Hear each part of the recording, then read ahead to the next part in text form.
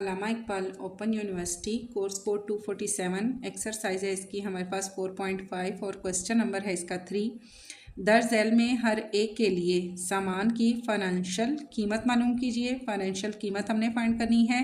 नकद रकम अदा करके वो बचत बतलाएं जो नकद रकम पर शरह सूद के साथ अदा करना थी। ठीक है, जैसे कि पिछले क्वेश्चन में हमने देखा था कि वो नकद रकम अदा करके वो बचत जो करता है वो भी हमने बतानी है। अगर वो सूद पे लेता है तो उसको कितनी अमाउंट देनी पड़ेगी, और अगर वो नकद में लेता है तो उसको कितनी अमाउंट पे करनी पड़ेगी, और उसमें से फिर हम देखते थे कि जो बचत है वो हम उसमें से निकालते थे। ठीक है, जो नकद रकम पर शरह सूद के साथ अदा करना थी। ठीक है, और उसका हमने क्या करना है, शरह सूद मीन्स कि हमने उसको फीसद में भी लेना है। यहाँ पर है नंबर 1, इसके 3 पार्ट्स हैं। ठीक है, ये एक टेबल है और इसके 3 पार्ट्स हैं। एटम है नंबर 1 पे, ए पार्ट है इसका कंप्यूटर। नकद रकम वो देता है 200 रुपये। जमा करवाने वाली रकम की शरह है 10%। इकसात की तादाद है 24 और माहाना किस्त है 9 रुपये। ठीक है, 3 चीज़ें ए पार्ट में कंप्यूटर की, एक आइटम है कंप्यूटर, उसकी हमारे पास 4 चीज़ें दी गई हैं और उससे हमने क्या फाइंड करना है, सामान की फाइनेंशियल कीमत भी फाइंड करनी है और नकद रकम अदा करने पे जो बचत है वो भी हमने बतानी है, और हमने शरह सूद के साथ जो चीज़ अदा करनी थी वो भी हमने फ़ीसद में इसकी बतानी है। तो क्वेश्चन हम स्टार्ट करते हैं। नेक्स्ट पेज में मैं इसको ले लेती हूँ। सेम वही मेथड हमारा होगा। पहली सूरत, इसमें भी हमारे पास 2 सूरतें हैं। 2 सूरतें क्यों ली गई हैं, क्योंकि उन्होंने कहा है कि नकद रकम में जो बचत है वो भी हम और जो सूद में उसने लेना है वो दोनों चीज़ें हमने फाइंड करके हमने क्या फाइंड करना है कि नकद रकम की सूरत में उसको कितना प्रॉफिट हुआ। ठीक है, पहली सूरत में हम इसका लेंगे नकद रकम जो कि हमें टेबल में दी गई है इज़ इक्वल टू 200 रुपीज़। अब हमने जब इसमें ये फाइंड करना है कि वो सूद में अगर कीमत लेता अमाउंट पे करता है, और हमने जो बचत फाइंड करनी है, अब सूद पे अगर जो वो चीज़ ले रहा है उसका जो इकसात पे, या हम कह सकते हैं उसको, सॉरी सूद पे हम नहीं कहेंगे, इकसात पे जो वो चीज़ को बाय करता है तो उसमें जो वो कितनी अमाउंट पे करेगा, पहले तो हम ये देखेंगे ना कि वो कितनी अमाउंट देगा, फिर उसके बाद हम उसमें से इसकी बचत लेंगे।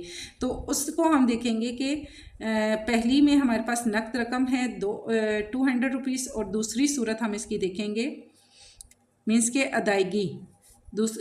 या फिर हमने पीछे क्वेश्चन में इसका क्या लिया था, दूसरी सूरत में यहाँ मेरे पास था डाउन पेमेंट। ठीक है, हमने उसको नाम दिया था डाउन पेमेंट का। तो दूसरी सूरत अगर हम लेते हैं तो फ़र्ज़ करें कि हम यहाँ पर इसकी डाउन पेमेंट फाइंड कर रहे हैं, क्योंकि डाउन पेमेंट तो हमें नहीं दी गई क्वेश्चन में कि डाउन पेमेंट क्या है, बट हमें दिया गया है 10% हमें दी गई है शरह। ठीक है, 10% शरह दी गई है और हमारे पास टोटल अमाउंट क्या है 200 रुपीज़। हमने क्या फाइंड करनी है, डाउन पेमेंट अगर इसकी फाइंड करनी है तो हम लेंगे 10, नीचे हम लेते हैं परसेंट का 100, इसको हम मल्टीप्लाई करते हैं 200 के साथ। अब ये 2 ज़ीरो हमारे इन 2 ज़ीरो से कट हो गए। ठीक है, तो रिमेनिंग हमारे पास क्या रहा 2 मल्टीप्लाई 10, 10 को हम 2 से मल्टीप्लाई करते हैं इज़ इक्वल टू हमारे पास आ जाता है 20 रुपये। ठीक है जी, ये हमारे पास आ गया 20 रुपये। इकसात की तादाद, अब हमारे पास क्या है, मीन्स कि हमने यहाँ पर ये चीज़ फाइंड कर ली कि अगर वो उसको इकसात पे लेता है तो उसमें इसको 20 रुपीज़ ज़्यादा अमाउंट देनी पड़ जाएगी। इकसात की तादाद अगर हम लेते हैं, इकसात यानी किस्तों की जो तादाद है उसके हिसाब से हम देखेंगे कि फिर हमारे पास अमाउंट टोटल क्या बनती है। इकसात की तादाद है यहाँ पर 24, यानी 24 किस्तें उसने देनी है। ठीक है, और माहाना किस्त यहाँ पर दी गई है हमें, माहाना किस्त इज इक्वल टू है 9 रुपये वो देता है हर महीने, और टोटल इकसात उसकी बनती हैं 24। अब हमने क्या फाइंड करना है कि किस्तों पे अगर वो चीज़ ले रहा है तो उसमें टोटल अमाउंट उसको कितनी देनी पड़ेगी। इकसात के ज़रिए जो वो अदायगी करेगा, इकसात के ज़रिए अदायगी की रकम पूरा भी आप लिख सकते हैं और शॉर्ट भी लिख सकते हैं। इकसात के ज़रिए अदायगी टोटल वो कितनी पेमेंट देगा, हम 24 को मल्टीप्लाई करेंगे 9 से, तो हमारे पास आएगा 9 4 ज़ा हमारे पास हो गया 36 का लगा हमारे पास 6, 3 यहाँ पे आ जाता है, 9 2 ज़ा 18 और इसमें 3 प्लस किए 21 एंड 22, यहाँ मैं कर लेती हूँ इसको 21, ठीक है, हमारे पास आ जाता है 21। तो ये हो गया हमारे पास 216 रुपये। इट मीन कि अगर वो किस्तों पे चीज़ को लेता है तो टोटल अमाउंट जो उसको देनी होगी वो 216 रुपये होगी। अगर वो नकद रकम में ले रहा है तो 200 रुपये में लेगा, और अगर वो एक साथ पे लेता है तो 216 रुपये में लेगा। अब यहाँ पर यहीं पर हम ये भी फाइंड कर सकते हैं कि दोनों सूरतों में जो उसको बचत होगी वो हमने फाइंड करनी थी, ठीक है, एक साथ के ज़रिए। बट हम इसको आगे देख लेते हैं। पहले फाइनेंशियल कीमत भी हम इसमें ऐड कर लेते हैं। इसकी फाइनेंशियल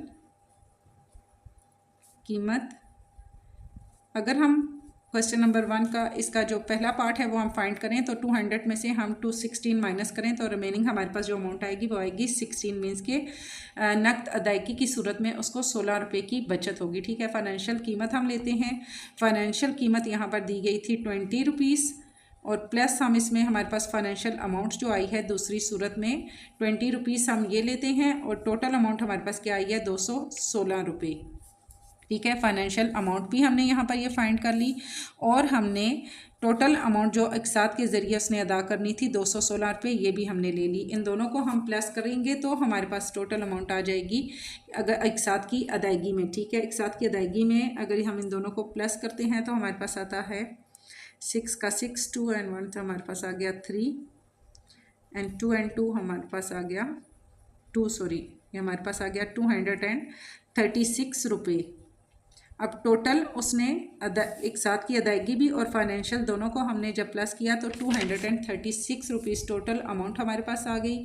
नकद रकम में इसको जो बचत होगी, अगर वो नकद चीज़ ले लेता है उसको हम लिखते हैं नकद रकम में बचत। पहला जो हमें से पूछा गया था तो टोटल अमाउंट उसने कितनी पे की 236, अगर वो एक साथ पे लेता है इसमें से हम माइनस करते हैं 216, हमने इनको माइनस किया इज इक्वल टू हमारे पास आ जाएगा 216 हमारे पास एक साथ के ज़रिए की अदायगी और ये फाइनेंशियल कीमत और ये सारा मिला के हमारे पास हो गया 236। इन दोनों में से हमने इसको माइनस किया तो रिमेनिंग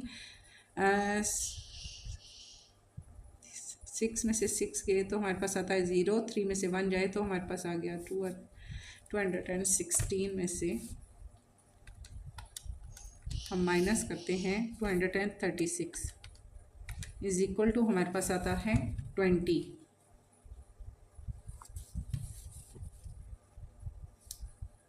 ठीक है, 20 रुपीज़ हमारे पास मीन्स के वही 20 रुपीज़ जो हमने पहले ऊपर फाइंड किए थे वो हमारे पास यहाँ पर आ जाएंगे। इन दोनों को माइनस करने से नकद रकम का हमने फ़ीसद भी यहाँ पर हमने फिर फाइंड करना था। ठीक है, तो यहाँ पर आई थिंक हमारे पास यहाँ आएगा 200। टोटल अमाउंट बननी है हमारे पास 236 और नकद रकम हमारे पास है यहाँ पर 200। ठीक है, नकद रकम में वो चीज़ उसको मिल रही थी 200 में और ये सारी अमाउंट मिलाकर बनी टोटल 236। अब 236 में से 200 हम अगर माइनस करते हैं तो हमारे पास रिमेनिंग अमाउंट आती है 36 रुपीज़।